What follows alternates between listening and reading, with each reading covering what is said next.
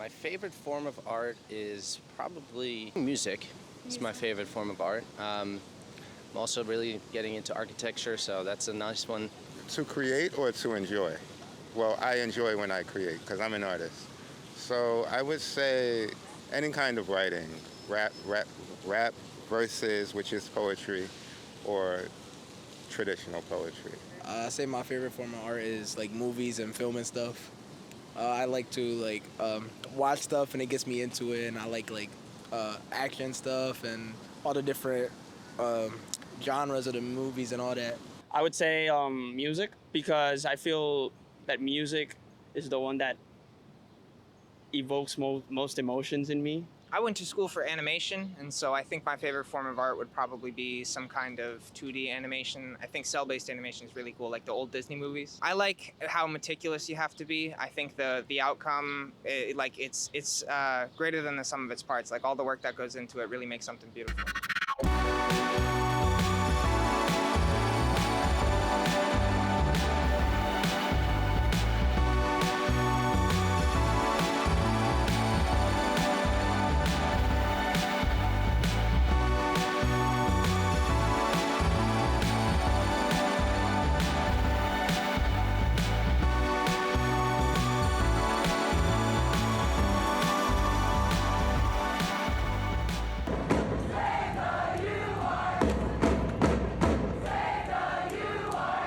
With the University of the Arts abruptly closing its doors to students and faculty in June, much has been made of what exactly went wrong. Along with PAFA's January announcement that they would be ending their degree programs, the future is unclear for students and teachers of art across the area. The closure of UArts is the most recent in a string of local higher ed institutions merging or outright folding over the last few years. Since Philadelphia University's merger with Thomas Jefferson University in 2017, UArts is the fourth to end operations entirely, while 5 others have merged with larger schools. After ending its own degree programs in 2025, PAFA will remain open as a museum and will still offer a BFA program in coordination with Penn. This isn't just a local problem. Universities across the country have shuttered for a number of reasons, from after effects of the 2008 financial crisis to the cost of keeping up with an ever-changing job market. Perhaps the strongest factor is what those in higher education administration call the enrollment cliff. As birth rates continue to decline, so does the pool of potential college students. Within that smaller pool, more and more students have elected to forego college due to rising tuition costs, an unsteady job market, and the specter of student loan debt.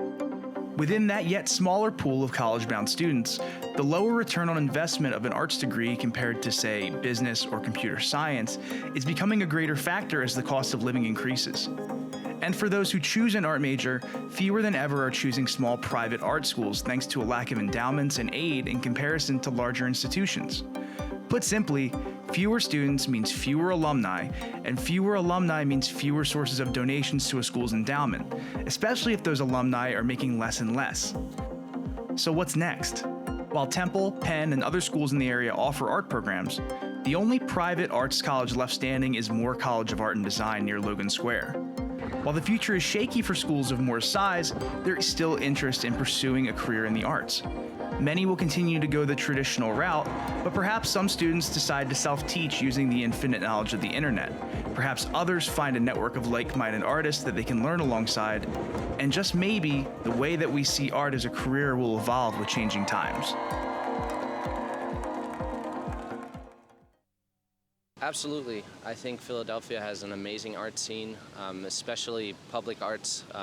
You guys probably all know the mural arts program, so you get a lot of that throughout the city, which is fantastic.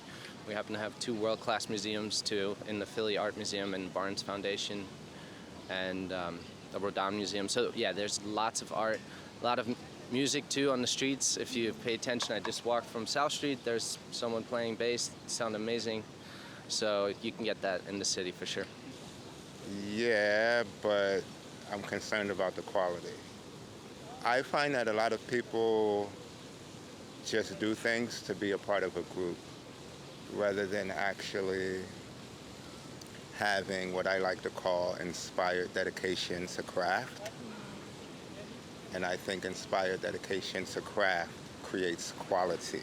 I think there are a lot of opportunities for art in the city here. Yeah, I think we have several art schools around here, and I think Philadelphia is just good opportunities for almost anything. It's just that kind of a place. I think it can be.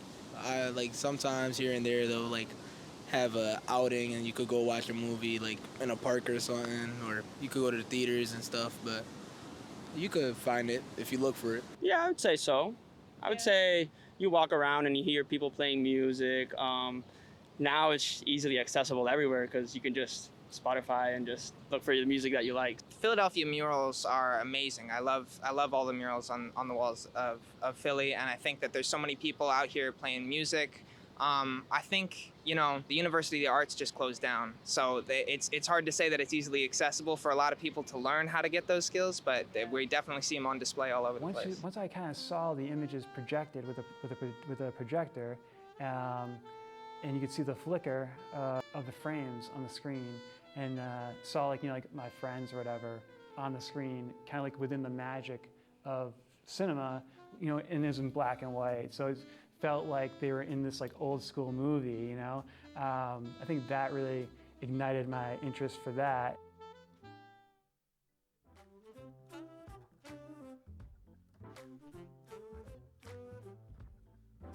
The whole process is just so different. You make a splice, you're actually using tape. You can see the tape go through. If you cut wrong, you lose a frame that you can't really completely cut back in if it's reversal stock. So that whole film becomes like a really fun creative challenge. And yeah, I guess I would probably not have got into that if I hadn't gone to an art school. I think shooting film today is still really interesting just because of the way that it engages you to create some unique moment within a more measured and limited amount of material. With film, maybe you have 10 minutes and that's it, or maybe you have 3 minutes and you gotta get that shot. And I think that helps people, students, learn to kind of bring their shot ratio down.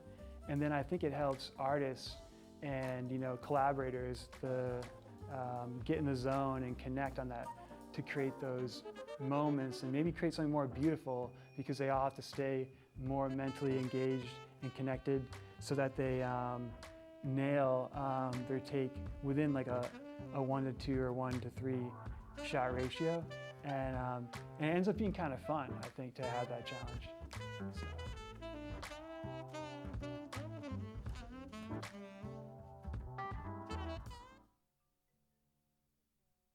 There's a really cool venue called Johnny Brenda's out in Fishtown. That's one of my favorite independent venues. Obviously there's the TLA on South Street. Yeah, I think independent venues is my preferred way. Sadly, they are becoming limited because we have these big companies that are buying them all up. But I think the government's actually trying to crack down on that right now. They're getting sued, so we'll see what happens to Live Nation. No, I don't know where to go. I have been turned off by places to go due to the art taking a back seat to the agenda. And we actually are members of the Philadelphia Museum of Art. And previously I had an idea that if something's in a museum, it's there and it doesn't change. Like you just go once and it's there forever. But I've learned that the exhibits change regularly. So it's good to be a member and you keep up to date that way.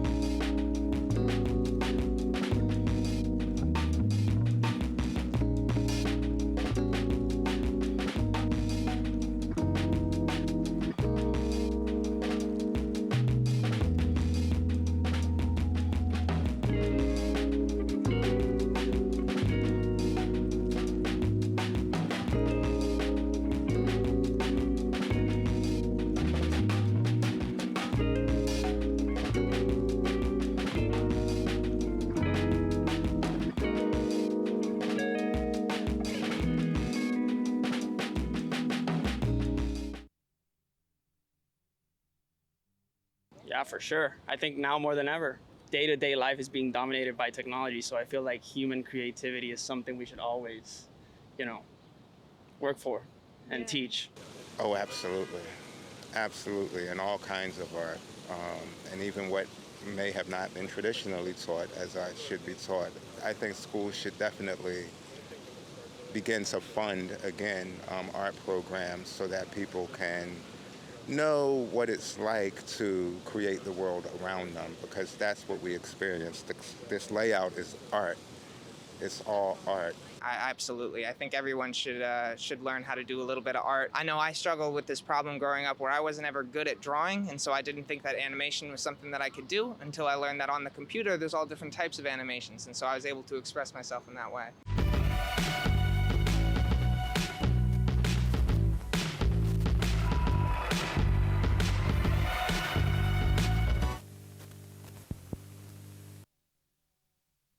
Hi, and welcome to From Every Angle. My name is Z, and I'm joined today by two fellow U artists who are going to be sharing their own personal art with you. First up, we have Joey from the band Dumb Angel with an original song. Hi, Joey. I was a sophomore, and now I'm not.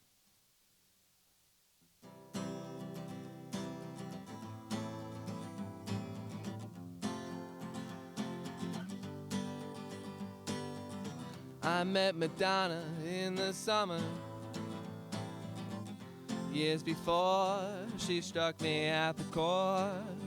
She went missing in Memphis, somewhere along the Graceland tour. I guess she's dancing with Elvis now. She's in the shape of our hometown.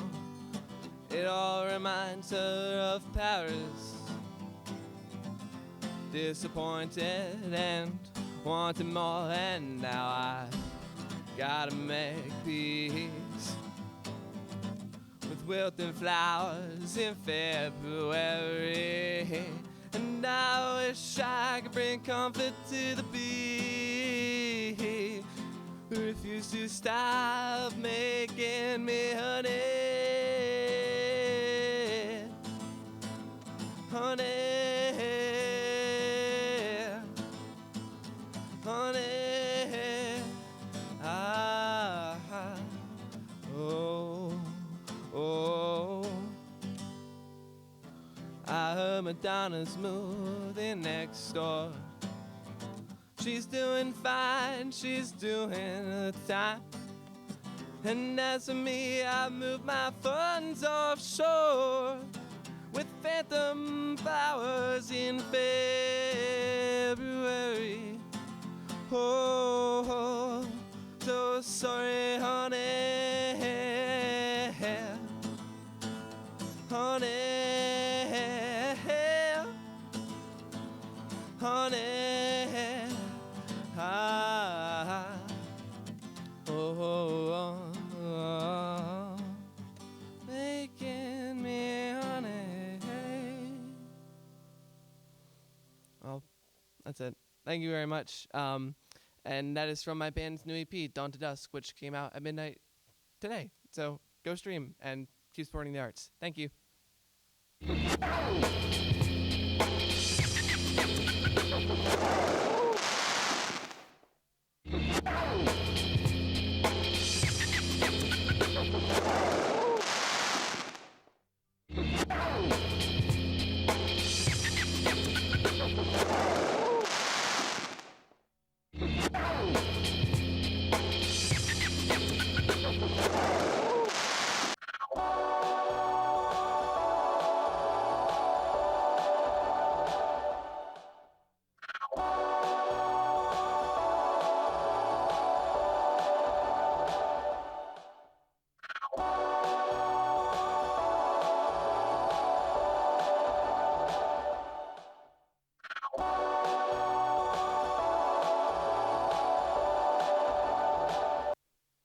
Welcome back to From Every Angle. My name is Z. Thank you so much, Joey. And now we have Seven, choreographer and dancer, making a piece. Take it away, Seven.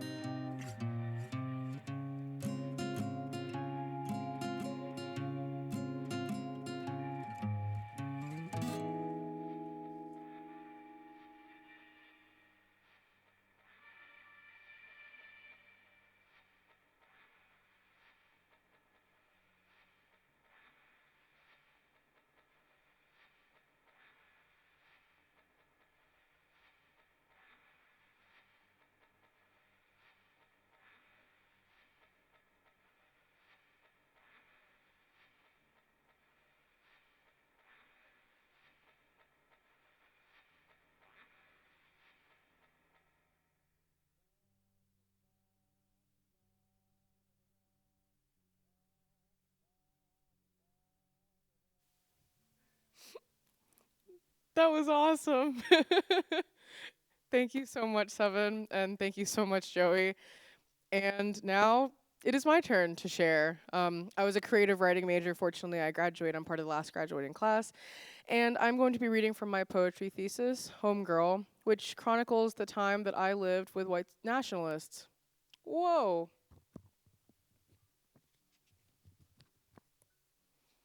This poem is called Johnny in My Doorway. 6'4" of paper pale carved flesh stuffs up my doorway. Like water in any container, he floods the space between me and oxygen. Bulbous and nude in nothing but briefs, his testicles pressing against the thin fabric. He is 2 sweat beads away from an erection. The doorway is only 6 feet tall. I'm homegirl, away from home. He's self-titled White Hard R, standing a monster in a closet, seeing a new kid to scare, living off the taste of aerosol and glass. Despite being an alien, I'm fuckable, squishy, and ripe. He says he remembers what we all taste like. Best served rare, pussy pink blood leaking from the corners, getting branded with the pattern of jail cells as we're cooked on the grill, filling the air with creme of nature products that he calls monkey Pantene. He doesn't breathe. He cannot expend the energy. Now he's sticking to the sides of the frame. Veiny and colored by bubbling veins, stretching out the Saint Maria and the portrait of his son, weighing as much as the Nazi who stomped on the children's Elvis flowers. He grins with no bones and asks me, "Did you know a swastika is made up of Z's?" Everyone, this was From Every Angle. I was your host for this segment, Z. Thank you so much, Seven and Joey, and 2 from every angle. Thank you so much. Have a great day.